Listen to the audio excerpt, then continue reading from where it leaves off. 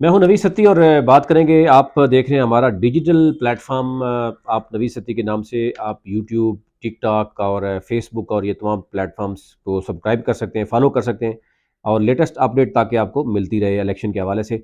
और हम पूरे पाकिस्तान में जो नेशनल असम्बली की 266 हल्के हैं और इसी तरह सूबाई टोटल चारों सूबों के मिला के तो तकरीबन 859 ये टोटल हल्के बनते हैं।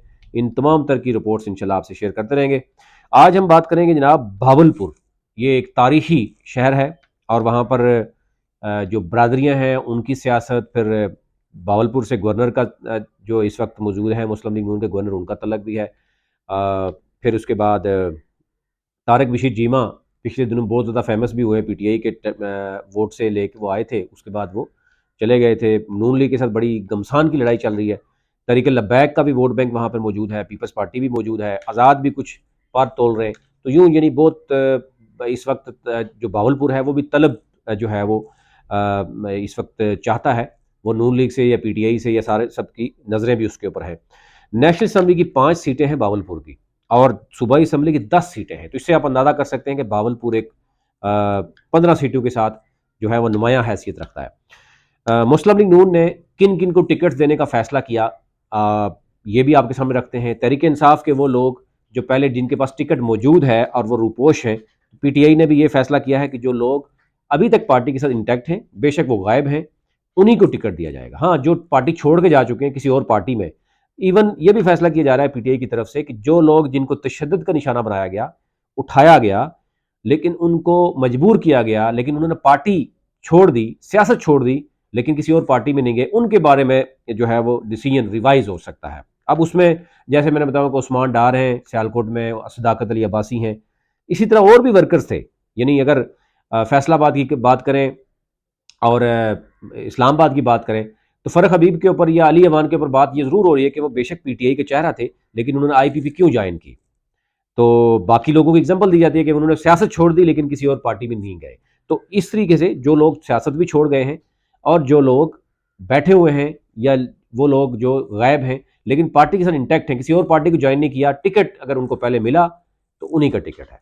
अदरवाइज अगर कोई छोड़ गए तो उनकी जगह सेकंड थर्ड लेयर आ रही है पीटीआई में भी। मुकाबला यहाँ पर पीटीआई और नून लीग का है वोट बैंक, क्योंकि आपको पता है कि इस वक्त ग्राउंड पे पोजीशन ऑल टुगेदर डिफरेंट है। नून लीग ने क्या फैसला किया है वो आपके सामने रखते हैं फिलहाल, क्योंकि नून लीग के इंटरव्यूज हो रहे हैं, इंटरव्यूज के बाद सिलेक्शन हो रही है।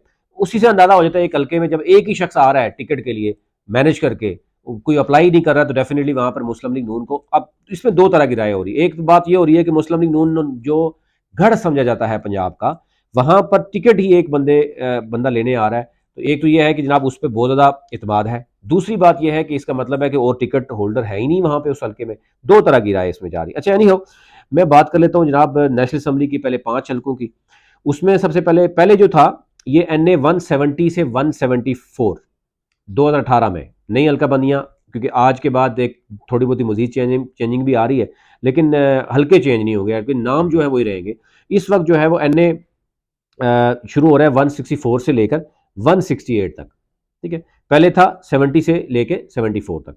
इसमें अब आ रहा है NA, अगर मैं देखूं जो मेरे पास पोजीशन बन रही है वो मैं आपके सामने रख देता हूं ताकि आपके लिए ज़रा आसानी हो जाएगी कि चीज़ें जो है वो कैसे चल रही हैं।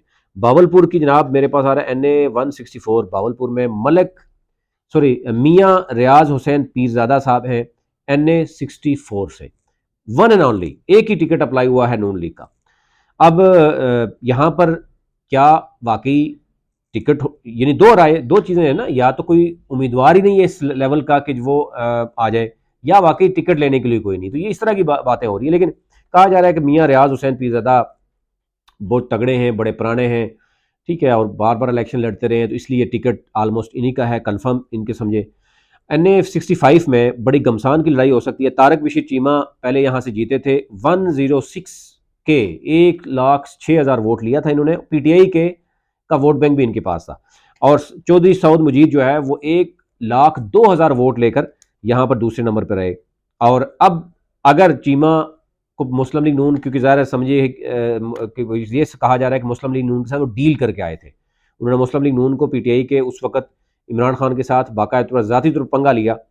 अब सऊद मुजीद अगर इलेक्शन खड़े होते हैं, अगर उनको टिकट नहीं मिलता, या टिकट उनको मिलता है तो बशीर चीमा जो है वो क्या करेंगे, या उनका अपने बेटे को उतारेंगे या सऊद चीमा अपने बेटे को उतारेंगे, ये चीज़ें अभी तक डिसाइड नहीं हो पा रही, जिसकी वजह से घमसान की लड़ाई समझी जा रही है। यहाँ पर मुस्लिम लीग नून को नुकसान उठाना पड़ सकता है अगर प्रॉपर हिकमत अमली से मैनेज ना किया गया तो। एनी हो, NA 66 पे अगर हम देखें तो 3 लोग यहाँ पर भी हैं।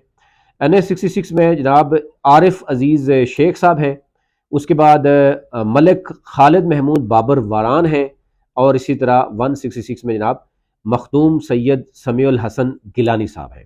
तो यहाँ पर भी यानी 3 लोगों के दरमियान मुकाबला है। बरादरियाँ भी बड़ी मैटर करती हैं। फिर ये ग्रुपिंग भी होती है जनाब, कोई कहता है जी हम शबाज शरीफ या हमजा शबाज के ग्रुप के हैं, कुछ कहता है नून लीग के या मरियम साहब के जनाब वो हैं, और बाकी एक लाहौर में एक और ग्रुप भी है अयाज सादिक और साद रफ़ीक का, वो कुछ कहते हैं जी हम वर्कर ग्रुप के हैं। तो यूँ ग्रुपिंग हर ग्रुप को कोई ना कोई सपोर्ट कर रहा है। तो लेट्स सी के इसमें कौन सा ग्रुप जीतता है। फिर NA 67 में भी वन एंड ओनली एक ही बंदा है और ज़रा टिकट भी उनका मोहम्मद उस्मान अवैसी जनाब 167 में वो हैं, और ज़रा अगर एक वो है, इसी तरह 64 में भी एक है, तो ज़रा यहाँ पे और किसके पास जा सकता टिकट। आगे चलते हैं जनाब 168 में। 168 में 5 लोग उम्मीदवार मैदान में हैं। अगेन यानी वहाँ पर जो मुख्तलिफ ग्रुप हैं, कुछ हल्के चेंज होने की वजह से भी ये हो रहा है कि लोग ज़्यादा भी आ जाते हैं। तो हल्का बंदियों में कहा जा रहा था कुछ चेंजिंग, लेकिन ज़रा इतनी बड़ी चेंजिंग तो होगी नहीं। 168 में जनाब मियाँ शाहिद इकबाल हैं, अकीलुल अंजम नजम हाशमी साहब हैं, मोहम्मद अकमल भट्टी साहब भी हैं, मोहम्मद बिलाल बलोच एडवोकेट हैं, फिर इसी तरह मोहम्मद मलिक मोहम्मद इकबाल चनर साहब हैं। ठीक है, तो यहाँ पर पोजीशन अब क्या बनती है ये भी अभी कुछ भी कहना कबल वक्त है। अमूमन ये होता है कि 5 बारगेनिंग भी कभी कभी हो रही होती है स्पेशल सीट्स पे भी आने के लिए। तो यहाँ पर अगर 5 अप्लाई करते हैं, अगर 4 इकट्ठे हो जाएं तो 5वां मजबूत भी होता है, तो उसके लिए थोड़ा सा परेशान कुन ज़रूर होता है पार्टी के लिए भी, फिर वहाँ पर बारगेनिंग ज़रूर होती है। तो कुछ लोग सिर्फ 1 लाख या 2 लाख इसलिए देते हैं कि कम अज़ कम कहीं नाम तो आएगा ना, कम अज़ कम नाम आएगा, या कहीं बारगेनिंग अगर पोजीशन बनती है तो बनेगी। ये हो गया जनाब NA के 5। अब आ जाते हैं PP 245 में एक ही है, one and only Mohammad Kazim Peerzada, ज़ारा टिकट भी फिर उनका है। 246 में भावलपुर में अगेन एक ही टिकट है, एक ही नाम है, मोहम्मद अफजल गिल साहब हैं, ज़ारा टिकट भी उनका है। तो ये डिसाइड है कि या तो और लोग आ नहीं रहे, या फिर यह कि टिकट लेने के लिए कोई नहीं आ रहा, तो या डिमांड नहीं है टिकट की, तो या फिर यह है कि कद कावर शख्सियत इतनी है कि दूसरे कोई आता भी है तो उसको टिकट नहीं मिलेगा। 247 में अभी तक कहा जा रहा है कि कोई डिसाइड नहीं हुआ या एडजस्टमेंट होगी, जो भी होगा, अभी तक चीज़ें चल रही हैं। 248 में यहाँ पर 2 लोग हैं, साद मसूद हैं और हसन अस्करी शेख हैं। तो यहाँ पर साद मसूद जो है वो साहबजादे हैं सऊद मुजीद के चौधरी सऊद मुजीद के। तो यहाँ पर उन्होंने अप्लाई किया हुआ है। तो यहाँ पर देखना यह है कि क्या, क्योंकि ऊपर चीमा के साथ अगर कोई एडजस्टमेंट होता है मामला, तो फिर साद मसूद नीचे अगर आते हैं तो किसी एक को सेनेट में भेजने की बात होती है। आजकल यही चल रहा है कि किसी एक को भेज दो ऊपर, किसी एक को, उनको भी लालच, देखें बहुत से पार्टी के लोगों को लालच ये दी जाती है, जनाब ये देखें सेनेट में आने वाला मामला, सीटें हमारी मजबूत होंगी, उसके बाद सेनेट में भी हमारी, क्योंकि 52 लोग सेनेट में भी रिटायर्ड हो जाते हैं, तो अब वो भी मार्च में होने वाले हैं। तो उसमें भी फिर ये है कि कुछ लोगों को लालच दी जाती है कि जनाब आपको क्या ज़रूरत है पैसे लगाने की, इधर आप 7-8 करोड़ लगाएंगे, 10 करोड़ लगाएंगे, खामोश रहें, आप सपोर्ट करें और आप सेनेट में चले जाएं। तो सेनेट की बारी आती है तो वहाँ पर कुछ और निकल आता है। एनी हो, आगे चलते हैं जनाब। जो 247 है वहाँ पर नहीं है। 248 जो है वो मैंने आपको बताया हसन अस्करी हैं और साद मसूद है। 249 में एक ही बंदा है, one and only Adnan Farid, और ज़रा टिकट फिर उनको जाएगा। 250 पे जो है वो 2 बंदे हैं, आरिफ अजीज़ शेख हैं और मलिक मोहम्मद नवीद खालिद वारन है। ये इनके एक ऊपर भी हैं और नीचे भी हैं 250 में। तो ज़रा बार्गेन चलता है, अगर ऊपर ना मिले टिकट तो नीचे मिल जाएगा। तो ये बरादरियों में बड़ा चलता है। और कभी कई ऐसे एरियाज होते हैं जहाँ पर एक सबसे मेजर बरादरी होती है, उसको नेशनल असम्बली का टिकट दिया जाता है, और बाकी फिर छोटी 2 बरादरियाँ हों तो उनको एक एक PP में एडजस्ट करके तो यूँ सीटें निकाली जाती है। और हर पार्टी की ख्वाहिश ये होती है। अब अगर नून लीग करेगी तो PTI भी कोशिश करेगी कि बरादरियों को जो है वो मैनेज किया जाए, TLP भी यही कोशिश करेगी, पीपल्स पार्टी भी यही कोशिश करेगी। फिर इसी तरह आज़ाद भी कोई अगर पैनल तगड़ा आ जाता है तो वो भी अच्छा खासा डेंट डाल देता है। 250 में बता दिए 2 हैं। 251 में एक ही है, मलिक खालिद महमूद बाबर वरान है ओनली, और टिकट ज़ाहिर है फिर उनका है। 252 में भी एक है, मियाँ मोहम्मद शोएब अवैसी साहब हैं। और 253 में 3 लोगों ने अप्लाई किया है, मलिक ज़हीर इकबाल चनर हैं, मोहम्मद बिलाल बलोच हैं और इसी तरह हसन नवाज़ चौधरी हैं। साथ इसमें क्योंकि मोहम्मद वसीम हसन जो है उन्होंने दोनों जगह पे अप्लाई किया हुआ, 253 में भी किया, 254 में भी किया। 254 में 3 और कैंडिडेट भी हैं, राना मोहम्मद तारिक खान, हामिद नदीम मेहरानी, अकील अकील नजम हाशमी, जो उन्होंने ऊपर भी किया हुआ है और इधर नीचे पीपीपी भी किया हुआ है, पहले नेशनल असम्बली की भी किया हुआ है। ये ओवरऑल सूरत है बावलपुर की। बहुत लंबी वीडियो हो रही है, मैं आपको बताऊंगा टीएलपी के कौन कौन से लोग हैं, लेकिन अभी क्योंकि वक्त भी मेरे पास थोड़ा है। पीटीआई का मैं आपको बता देता हूँ कि पहले यहाँ पे ज़्यादा लोग थे बावलपुर में, जो है वो नवाज़ खान अब्बासी जो है, चौधरी खलील अहमद बाजवा। अब इसमें बहुत से लोग ऐसे हैं जो अभी तक इंटैक्ट है पार्टी में, रूपोश है, इंटैक्ट है, टिकट भी उनको पहले मिला था, जो मिला था तो ज़रा है वो फिर या तो टिकट वही लेके जाएंगे या जो छोड़ गए पार्टी तो वो उनकी जगह पे दूसरी आएगी। डॉक्टर अफजल है, इफ्तिखार गिलानी है, फिर ओन अब्बास पप्पी तो आपको पता है कि वो वहाँ पे छोड़ चुके हैं, तो यानी जो जा चुके हैं वो तो जा चुके हैं। इसी तरह मलक अहमद उस्मान चन्नर है, ये भी जो है वो अभी तक इंटैक्ट हैं। फिर कुछ एरियाज़ में अभी तक लोग रूपोश हैं, कुछ समझ नहीं आ रही, चौधरी समीउल्लाह हैं, तो यानी एक लंबी लिस्ट है।